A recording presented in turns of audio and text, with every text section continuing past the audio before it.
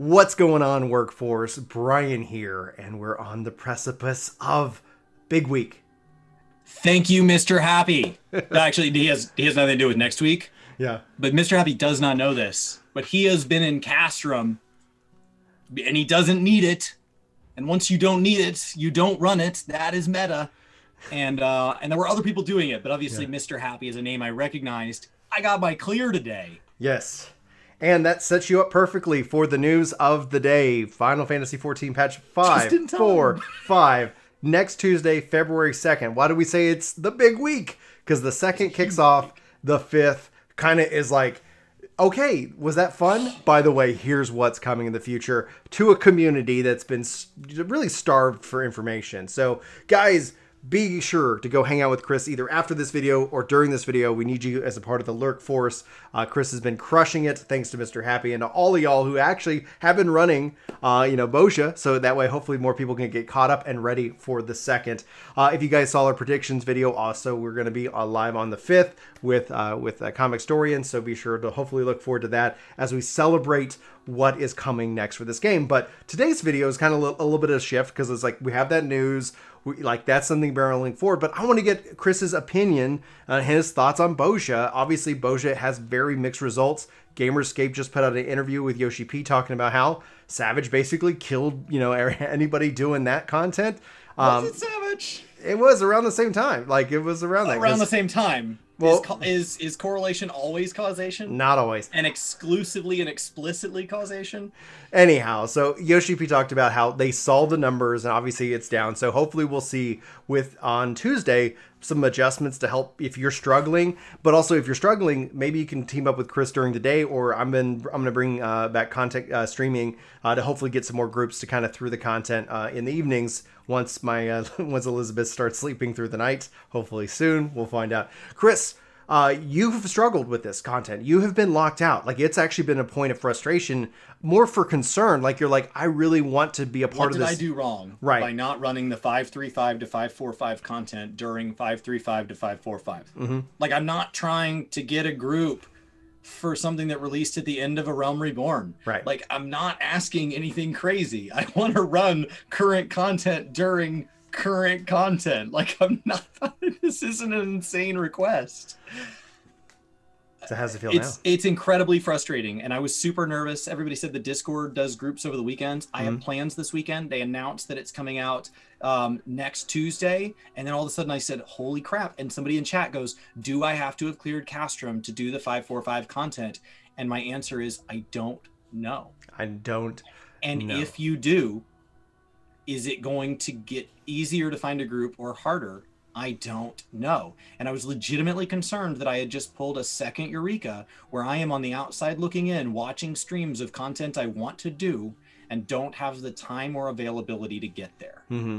That's so frustrating in a game that literally lets you level every job, removes anything like cross-class things or tank stance that's in your way. We're going to make everything available to everybody except your relic grind. Your single most iconic weapon that you start early in the expansion and you carry through to the end. If you fall off that train, you can just watch it ride into the distance. Catch the streams, sorry. And that's so frustrating that it takes Discords to fix this. I don't want this to be a negative video. I think this is an exciting time. Next week is a really exciting time, but I had a legitimate fear. And then I hopped in today and people were just queuing for it. I hopped in and I was busy messing with Dome and Enclave stuff. I was doing some cutscenes and I hop in and there's a group running it. And I was like, well, they'll probably fail. It's okay. I wish you guys the best of luck. And then I noticed that like they stayed in there and there's only like 60 people in the instance, 70 people in the instance.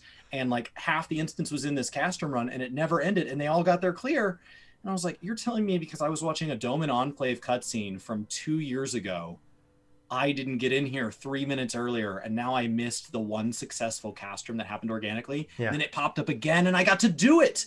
It feels so good to get it clear. So outside of the clear, right? Because now that we've actually both cleared this content, yes. What did you think of the structure in terms of like the top and the bottom, two different bosses going on at the same time? What did you think of the dungeon itself? Because I am in love with this dungeon. I am in love with it because it feels so much like going out of your way. Oh, it's nuts. Right, going out of your way to unlock and save different people. Uh-huh. Bonuses you, gives you more rewards. Right. So it's like, Very Guild Wars-y. The Guild Wars 2 does that stuff where based on things you achieve as a group at the end, there'll be this big ring of chests. Yeah. And that's actually reminds me of a part of what 1.0 used to do, where in 1.0 in the dungeon runs, based off of time and meeting certain conditions, you would unlock additional chests of rewards at the end of the run, and thus it kind of gave you more incentive to obviously know what's going on, but try to find the secrets and explore the dungeon as opposed to a pure linear. Like, it's literally run to A to B and call it a day. So like, what was your impression of that? Like, was there any boss that actually like stood out to you more than anything else? So the first boss, I think that it could do a better job. It doesn't require you to be certain roles, so you don't know how many people. The problem is they don't have it set up as an alliance raid. Right. And so you can't see everybody else. And so you don't know what groups are going top, what groups are going bottom, what groups have a healer, what groups don't, who's main tanking. Like, you have very little visibility for a fight that actually has a moderate amount of coordination at the beginning, and that you do need to split. And what happens is, in my second Castrum run of the day where we failed, the top group, we finished and we looked down and they've got 30% left on the door. And like, they just didn't make it. And then we wipe and then it's over. And we can't get back down there to them. So I do think it requires a level of coordination that like the tools really aren't set up to help you succeed. And like Baldesian Arsenal kind of did that. And it resulted in like there being this discord, their separate set of tools. It was a very like Nintendo way of doing things. Like, we'll kind of put it on the internet and then you guys will do the rest. And it's like, that sounds odd. Not partially nice, partially not, but what it results in is something that's really fractured for people who are like, you know what, I'm playing on a console, I just want to hop in. Somebody else, I'm playing on PC, I just want to hop in. And like, it doesn't make it very pick upable content for something that has resulted in like, there is an etiquette to getting into critical engagements and all of that has solved itself. This is too much of an ask for that. But the fight was fun. It's mostly avoidable mechanics once you get the hang of it. It really is a pretty... It's massively avoidable. It's massively doable. There is some things that like people have to soak things and have to damage things where like there does need to be some level of healing going out. So I wouldn't run it with no healers. But you can get by. Like, if everybody's got their lost action set to healing, you might manage. Probably not, but give it a shot. I wish that this and the next one were queued from outside of Bozja, because Bozja's capped at 72 people. Yeah. This is going to pull some number up to 48 out. So it's not going to leave. It's going to screw everybody out in the world because the train's going to die, because there's going to be people in there farming clusters versus level 5s trying to get started. So it's going to fragment them. They're going to have no chance of getting anything done for the sin of not having decided to run Castrum. That's their big appalling thing.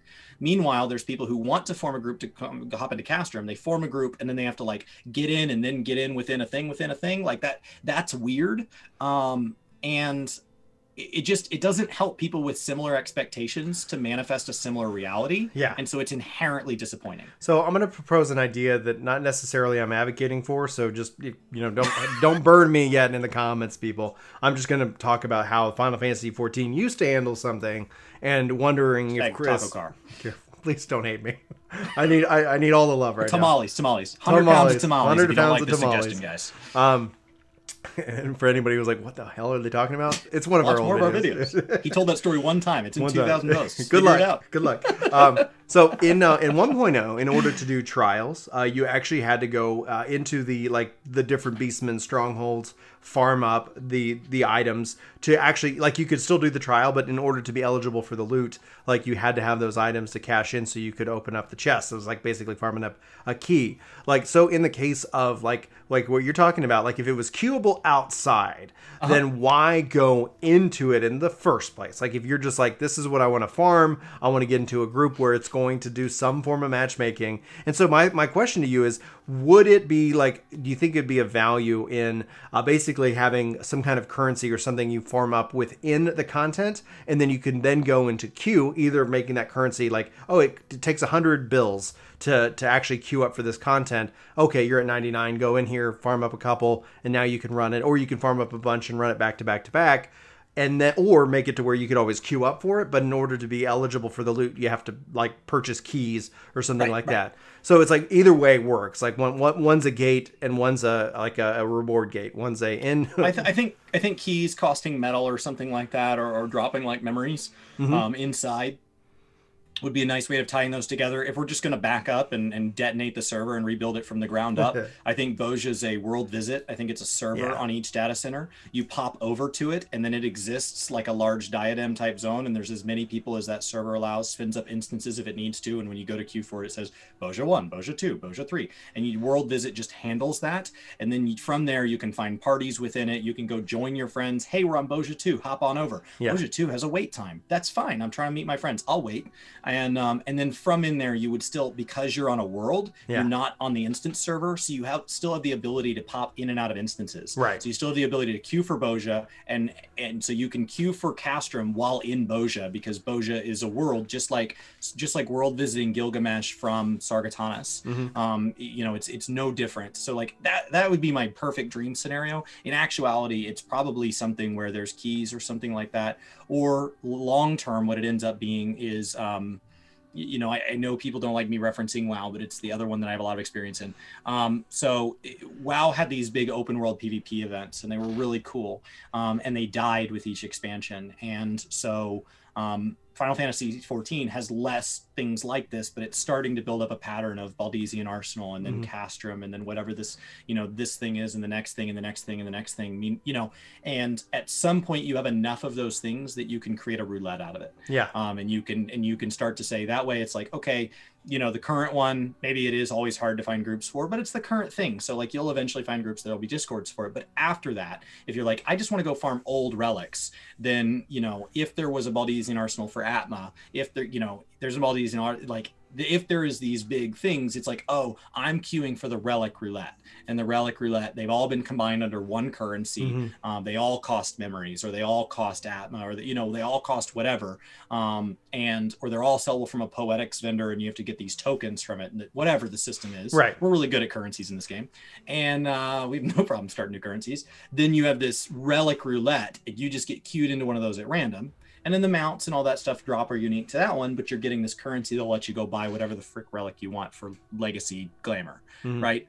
I think that's where I'd like to see it go. As for letting it die while it's current, that just makes me really nervous.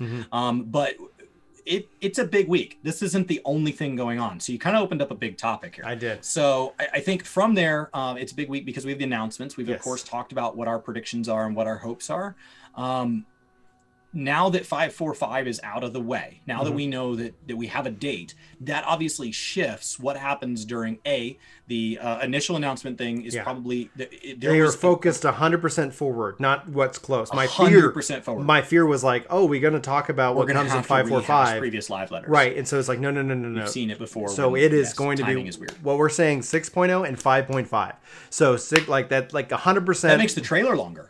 Because can. Anything in 545 that had to be cut from the trailer could now be in the as part of it. And now when 6.0 they can show off some stuff for 5.5. We probably won't get the trailer yet because probably they want to avoid any opportunity for spoilers. But this I think has the best excitement, because my fear would be is that we would have the announcements and then 5.45 would drop, and then they would spend some time in the live letter talking about the Blue Mage expansion and ideally like that. I'm so happy that that's the fact, because that means we are 100% future focused next week, and that is something so exciting. I'm not going to show it on screen, but one of the best things I was telling Chris about before, like we said on the film, was the first top reply to the Final Fantasy's announcement that patch 5.45 is dropping on Tuesday was, please stop wasting my sub money on Blue Mage and actually make content that is worthwhile. And I was like, oh man, the salt is real for that job. I'm excited that hasn't even been completed. This isn't new sub money. This was the initial set of skills built when it first got added to the game. Yeah. This is Stormblood money. The only reason I bring that up is because I'm excited to see the finished thought, because then ideally we can. I think I don't think what is a limited job. Right. I don't think my opinion. First time that we know fully what is a limited job. I don't think my opinion is going to functionally change overall. Probably namely not. Because it's like, okay, like it would be better if I could do more things with Blue, as opposed to like, this is something I touch twice a year. Especially because Blue is such an interesting job, but there's just a lot of rework in the system that would have to occur, and we'll leave it at that. But I'm excited to see it finally kind of hitting its like a potential. The thing for me, and this is why I wanted to talk about you and your excitement for the current relic grind, is that I think if they let blue go into Eureka being content that we never touched, I would love to go and just like we've been challenging ourselves to get better at the game and score higher. I'm almost all purple. The goal is that I would love to take Blue Mage and play around in Eureka as just a playground of like content that we can make our own challenges and try crazy things just for the fun of it, the pure fun of that. So that's kind of what I'm like waiting to see, and then hopefully that is something that comes to fruition, even though it doesn't have to. And if they don't do it, I'll live. I'll be okay. No rage videos or anything like that. Dadgummit Square, you did something that you never said you were gonna not do or whatever. So it's all me. I try to stay away from spending too much time talking about Blue Mage because they've told us I have a series of statements I'd like to make. I'm going to make them slowly and methodically. And I don't want to let my final judgment be too jaded by how I felt along the process. Exactly. Let's let them finish the thought. And then after that, if you've played it all, you've played all the way to the current cap, you've tried to get at least a decent chunk of the skills, you've tried a little bit of the carnival, and then you still don't like it, that's fine. But to sit here and like, I put out the appetizers and I say, dinner will be out in a bit, and I'm really excited to tell you about dessert. Can't tell you what it is yet, but I'm excited. And then you say, I don't like the appetizers. This is awful. And then you get up and leave. Like, I really don't get a chance. And so that, and then from there, you're like, well, I knew I wasn't going to like it anyway. Yeah. Oh, what was he serving? I don't know. Like, so like, I think that a limited job is a new concept. Yeah. Let's let it finish before we spend too long talking about it. I'm really excited to see that the trailer, I mean, the 6.0 trailer, it'll probably be truncated because it won't be able to reveal anything from 5.5. 5.5. So it won't have anything from there in it, but it'll have everything. It's not going to have anything tied to 5.4.5. I don't know that it would have, but it's nice to just remove that from the possibilities. That's a long chunk. I misread the times on that. That first chunk of that live letter is like 4 hours. Yes. It's a long, so the first half of the showcase event is like 4 hours of 6.0 goodness, then probably a break where we'll get to watch we'll be live with Benny over on Twitch and YouTube, watching the English trailer, hanging out, chatting, but they'll be playing probably clips from past fan fests and things like that. Maybe a performance from the band and all that. It'll be awesome. And then we'll move into the 5.5 stuff, and now 5.5.5.5, we don't have to talk about any of that with 5.4.5. So like, I think that today's news really kind of puts me at ease and says next week is all good news. And even if not all that good news appeals to me, it's going to appeal to somebody, and none of it's bad news. It's nothing but good news. I'm excited, and any tiny bit of disappointment, and I wish something had turned out differently, I think can be overridden by the sheer amount of things that I don't want to be overridden, that are exactly something I am super pumped about. I think this puts a ton of joy on both Tuesday and the 5th. What day of the week is the Friday. So I mean, you think about it, great week. Content drops, and then from that week forward, like, you've got all kinds of new content to run on stream. I've got content to play with you. Awesome. That's just not our content cycle, that's just generally. And the fact is, it's also not very heavily story driven, in the sense that, like, there will be story beats with the relic, but outside of that those story beats, it's something where it's like, as a just to sit here and play with the community, talk with the community, giving everybody more to work on, to play, all leading up to, it's not like 2 weeks out, it's not 3 weeks out, it's literally begin. It is like boom. So anyway, I feel like a drum is just beating, and I like when they announced that it's happening on Tuesday, I was excited, and then I come in and it feels like I pop into Chris's stream. Just started faintly. Don't. No. And so I stop in his stream, and then Chris is like, he's got his castrum clear, because that was the other cloud over the head. So like, honestly, I wanted to sit down. I was like, I am so freaking excited. Castrum formed every time I saw it today. Yeah. People are helping people clear Castrum. Yeah. It was immensely moving to see, and the amount of advice in my party, in the raid, people are in there that do not need this. People are helping people clear Castrum.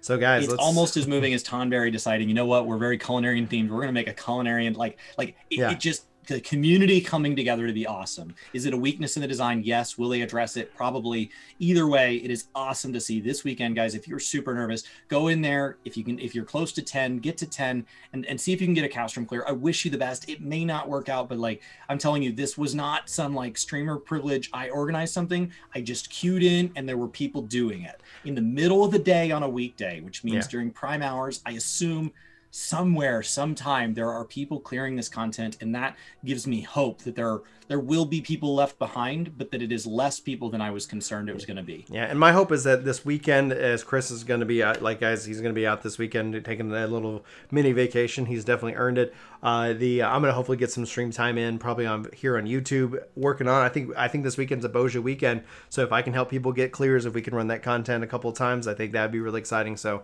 hopefully, if you're free and I'm able to, you can join us. But anyway, let's wrap up. We got other videos to film for Work to Game. My name's Brian. My name's Chris. Thanks so much for watching. We hope to see you in our next one. But until then, take care.